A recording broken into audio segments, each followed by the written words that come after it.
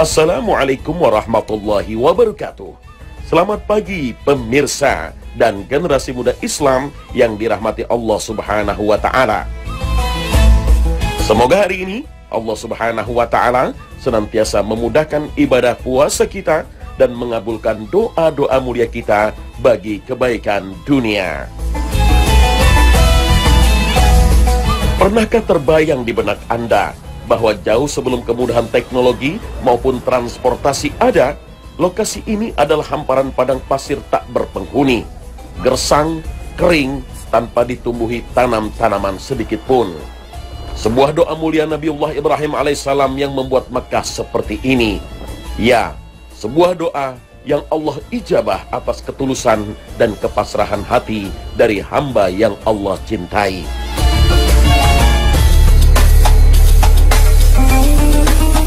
Atas wahyu yang Allah turunkan, Nabiullah Ibrahim alaihissalam menempuh perjalanan berbulan-bulan lamanya dari Palestina yang dulu termasuk wilayah negeri Syam, membawa serta pula Ibunda Hajar dan putra tercintanya Nabiullah Ismail ke padang gersang Makkah. Dan Allah kembali menguji keteguhan hati lelaki pilihan Allah Subhanahu wa Ta'ala ini untuk meninggalkan sang istri dan putranya yang masih bayi di lembah gersang tak berpenghuni. Perpisahan ini sungguh menyayat hati. Akan tetapi, baik Nabi Ibrahim alaihissalam maupun Ibunda Hajar radhiyallahu anha tetap menjalaninya dengan penuh ketaatan pada Allah yang Esa. Di tengah keharuan perpisahan inilah Nabiullah Ibrahim berserah diri dan berpasrah pada Allah. Kemudian sekarang kita bisa melihat bagaimana hasil dari doa Nabiullah Ibrahim alaihissalam, sebuah kehidupan yang sungguh sangat luar biasa. Ini suasananya sesungguhnya adalah merupakan suasana yang tidak ramai, karena ini sebenarnya ada di bulan-bulan yang tidak ramai, tapi bisa kita lihat bagaimana tidak pernah berhenti manusia dari berbagai bangsa, suku, berbagai bahasa, mereka berputar tawaf terus tidak pernah berhenti. Sungguh sangat luar biasa. Itu yang menghidupkan seluruh kehidupan di kanan kirinya. Kita bisa melihat hotel semua, fasilitas semua hidup di tempat ini. Dan semua ini tidak lepas dari permintaan Nabiullah Ibrahim alaihissalam sekian ribu tahun yang lalu, ketika mengadu pada Allah Subhanahu wa Ta'ala tentang lembah untuk anak turunnya yang tidak layak ini. Ya, doa merupakan sebuah ibadah yang disukai Allah Subhanahu wa Ta'ala dari hamba ciptaannya. Allah Subhanahu wa Ta'ala berfirman,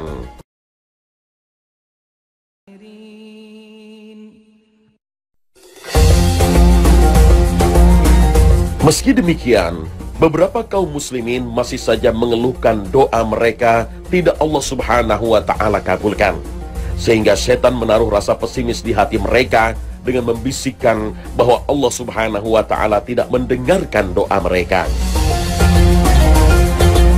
Padahal dari firman Allah Subhanahu wa Ta'ala adalah sebuah janji mutlak yang tidak mungkin Allah Subhanahu wa Ta'ala ingkari. Innallaha la tukhliful mi'ad. Rasulullah sallallahu alaihi wasallam juga bersabda, tidak ada seorang muslim yang berdoa melainkan akan dikabulkan. Ada kalanya disegerakan di dunia, ada kalanya disimpankannya untuknya di akhirat, dan ada kalanya digunakan untuk menghapuskan dosa-dosanya sesuai dengan kadar doa yang ia ucapkan, selama ia tidak berdoa untuk dosa atau memutuskan tali persaudaraan. Jangan pernah berhenti untuk berdoa, apalagi di bulan istimewa, di bulan Ramadan diantaranya, Allah Subhanahu wa Ta'ala berfirman, idza sa'alaka 'ibadi 'anni fa inni qarib ujibu da'watad da'i idza da'an falyastajibu li wa yu'minu bi la'allahum yarshudun. Kalau ada hambaku bertanya kepadamu, wahai Muhammad, tentang aku, katakan aku dekat, aku mengabulkan semua permintaan.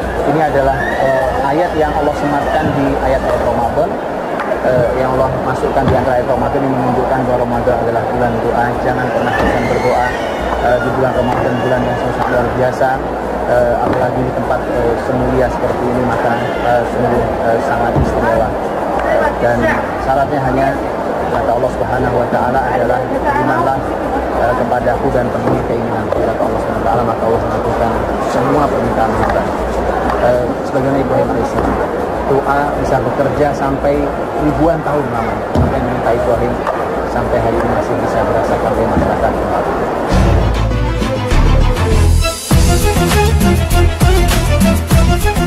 Selain di kota Makkah, Allah juga mengijabah doa-doa Nabiullah Ibrahim alaihissalam terhadap kota Taif. Kaum muslimin yang menjalankan ibadah haji maupun umrah ke tanah suci seperti ini mungkin tidak asing lagi dengan kota yang satu ini. Ya, Taif hanya berjarak sekitar 107 km dari kota Makkah dan dapat ditempuh dalam waktu kurang dari 2 jam dari kota Makkah. Tak seperti kota-kota lainnya di Jazirah Arab, Taif, kota berhawa sejuk ini, berada di lembah antara pegunungan Asir dan pegunungan Al-Hada. Karenanya, Taif sangat populer dengan perkebunan mawar, delima, kurma, sayur-sayuran, termasuk juga pohon langka yang tercantum dalam Al-Quran, pohon zakum. Dalam surat Al-Waqi'ah ayat 52 hingga 56 dijelaskan bahwa para penghuni neraka kelak akan diberi makanan yang luar biasa pahit dari pohon berduri zakum. Subhanallah. Kota Taif menjadi begitu istimewa karena ia menyimpan sejarah kehidupan dan perjuangan dakwah Rasulullah Muhammad SAW yang sangat berat.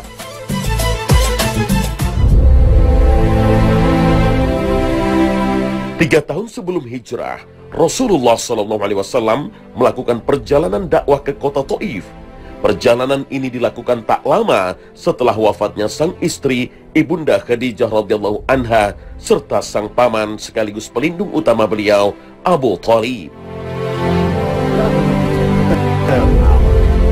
Wafatnya kedua sosok yang disegani kaum Quraisy Mekah itu membuat kaum kafir Quraisy semakin berani menentang dan mengganggu Rasul. Untuk mengantisipasi kekejaman mereka, akhirnya secara diam-diam Rasulullah SAW melakukan yang nakal, yang jahat kepada Nabi dan melempari Nabi dengan batu sampai berdarah-darah. Ternyata Nabi SAW memilih untuk mendoakan kebaikan dan berharap bahwa semoga kata Nabi, arju an yakhruja min aslabihi man ya'budullah wahda. Saya masih berharap bahwa akan lahir dari tulang sulbi mereka, dari keturunan mereka, generasi yang mau beribadah pada Allah. Dan terbukti satu generasi kurang lebih pada tahun 9 Hijriah, Taif ini masuk Islam. Cukup terlambat karena hanya tersisa kurang lebih sekitar 3 tahun bersama Nabi kemudian wafat, karena wafat Nabi tahun 11. Tetapi subhanallah, saat terjadi pemurtadan besar-besaran, negeri hanya ada 3 negeri yang tidak murtad, tidak keluar dari Islam: Mekah, Madinah, dan Taif ini.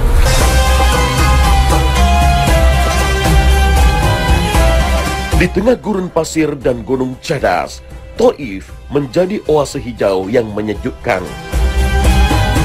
Di timur kota Taif merupakan lautan pasir yang masuk dalam wilayah Ruba'il Khari. Sebelah barat Taif adalah kota Makkah, lembah gersang pusat ibadah haji dan umrah kaum muslimin di dunia. Sementara di kota Taif sendiri, buah-buahan dan tanaman bunga tumbuh bebas seolah tak mengenal musim. Masya Allah, Taif memang luar biasa. Ia seumpama penggalan dari tanah Syam yang Allah Subhanahu wa Ta'ala letakkan di Makkah.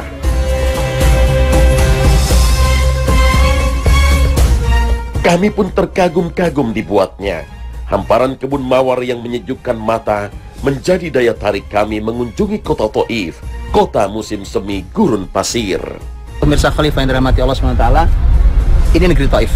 Saya sedang ada di negeri ini walaupun terasa terik panas dan memang cuaca di sekarang ini kurang lebih sekitar 40-an derajat. Cukup panas, tapi di puncak Hada namanya, di Taif ini cuacanya cukup dingin. Ini Masya Allah, dia tidak terasa panasnya walaupun terlihat matahari. Dan ini negeri yang Rasul SAW pernah hadir ke negeri ini. Dan bagaimana Taif menjadi negeri pilihan Nabi SAW ternyata bukan sebuah kebetulan, karena menurut sebagian riwayat oleh para ahli tafsir disampaikan ternyata negeri ini juga merupakan bagian dari penggalan negeri Syam, dan kita semua tahu negeri Syam adalah negeri kehadirannya para nabi.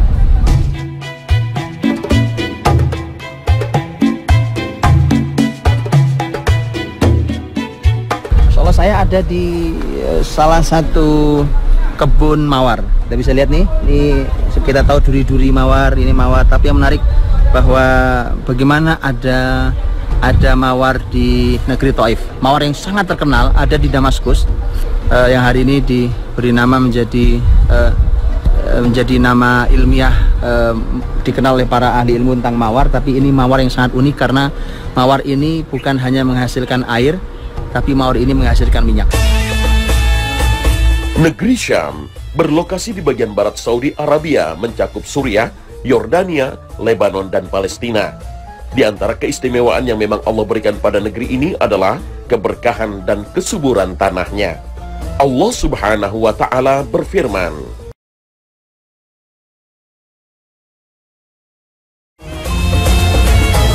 karakteristik kesuburan tanah Syam sangat mirip dengan karakteristik tanah kota Taif. Karenanya tidak heran jika para sejarawan mengaitkan kedekatan keberkahan tanah Syam dan tanah kota Taif. Karena kesuburan tanahnya lah, mawar dapat tumbuh subur di kota ini. Sejak berabad silam, kota ini berjuluk The City of Roses atau Kota Mawar. Bunga mawar tumbuh bermekaran sepanjang musim. Tak jarang kita dapat melihat tempat-tempat penyulingan mawar tradisional berdiri di setiap sudut desa. Ini mawar ini berbunganya hanya 2 kali dalam setahun, yaitu di bulan Maret dan bulan April. Ini pengolahannya pun di sini. Pengolahannya juga di sini. Ini ada 16.000 kuntum begini kurang lebih, yang hanya menghasilkan 12 ml minyak, dan makanya harganya cukup mahal. Tapi selain menghasilkan minyak juga menghasilkan air mawar. Ini ada air mawar yang dimasukkan di dalam satu bejana itu untuk distilasi. Itu memerlukan sekitar 16 jam yang dicampur dengan 100 liter baik air mawar ataupun dicampur air sedikit, kemudian keluarnya kembali menjadi air mawar yang asli, keluarnya air dan minyak. Dan inilah yang cukup luar biasa, karena di negeri gersang Jazirah Arab ini kemudian ada kesuburan negeri. Kalau betul bahwa secara riwayat bahwa itu adalah ini adalah sebuah negeri Syam, maka tidak aneh, karena Syam negeri yang subur sekaligus negeri yang barokah. Sebagaimana yang disampaikan oleh sebagian ahli tafsir bahwa Taif adalah pengabulan Allah terhadap doa Nabi Ibrahim alaihissalam.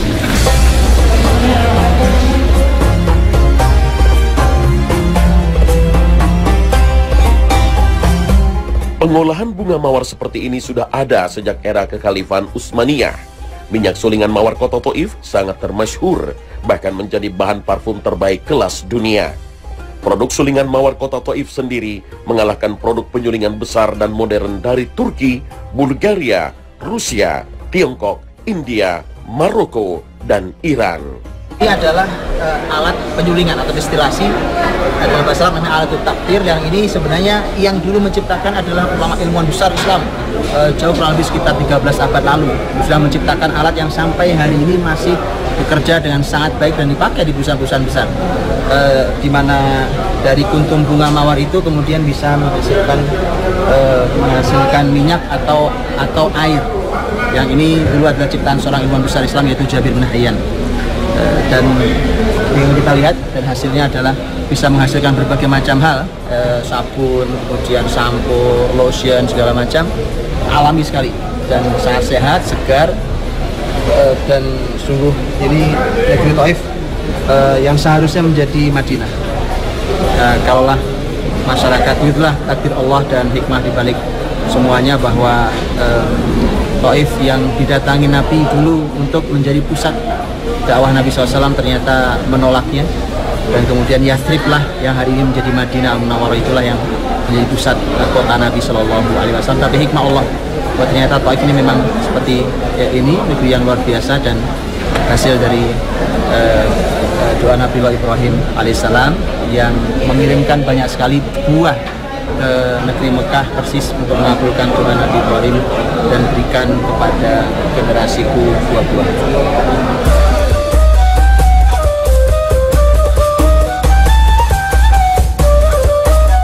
Selain menjadi pusat penyulingan minyak mawar, kota Taif juga merupakan sentra buah-buahan dan sayur mayur. Tepatnya di daerah As-Safa Taif, wilayah paling hijau di tepi barisan pegunungan Hijaz. Selain menyimpan sejarah Islam, kota Taif juga menyimpan berbagai hamparan kebun-kebun anggur dan kurma yang bersejarah. Di lokasi inilah, doa Nabiullah Ibrahim dikabulkan dengan segala keberkahan hasil-hasil buminya. Dan di lokasi ini pula, Rasulullah SAW diuji dengan kekafiran kaum Bani Thaqif di Taif. Berarti yang ada pohon korma itu adalah kebun bersejarah yang disebutkan dalam sejarah Islam bahwa Rasul Shallallahu Alaihi Wasallam beliau beristirahat di tempat itu setelah dilempari berdarah-darah oleh masyarakat Taif, kemudian bertemu dengan seorang budak yang diutus tuannya, budak yang menjaga kebun itu yang bernama Adas, yang dari Nainawa, dari Irak. Dan kemudian dalam kisahnya dalam sejarah di mana Rasulullah SAW disuguhi anggur, disuguhi air untuk minum, beristirahat di kebun ini. Dan kota Taif inilah, seperti kebun-kebun subur inilah yang menghadirkan buah, sayuran, kemudian bahkan daging, segala macam dihadirkan dari kota yang luar biasa ini. Sekali lagi bahwa Taif merupakan pengabulan Allah Subhanahu wa Ta'ala untuk doa Nabiullah Ibrahim alaihissalam akan permintaan Ibrahim untuk anak cucunya diberikan buah.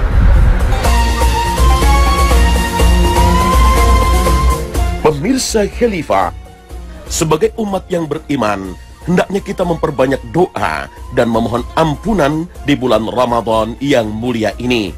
Karena siapapun yang berdoa kepada Allah Subhanahu wa Ta'ala dan berserah diri kepadanya, niscaya Allah kabulkan doa dan segala permintaan kita bagi kebaikan dunia. Seperti halnya Allah telah mengabulkan, memberkahi doa Nabiullah Ibrahim alaihissalam bagi keberkahan tempat tinggal Ibunda Hajar dan Nabi Ismail alaihissalam. Inilah keberkahan doa Nabi Ibrahim alaihissalam di tanah Taif.